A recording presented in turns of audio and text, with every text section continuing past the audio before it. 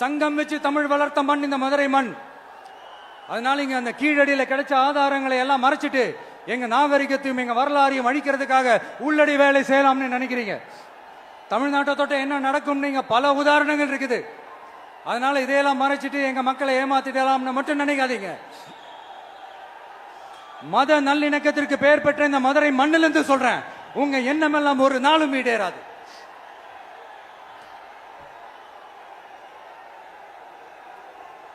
எம்ஜிஆர்னா யார் தெரியும்ல? அவர் மாஸ்னா என்னன்னு தெரியும்ல?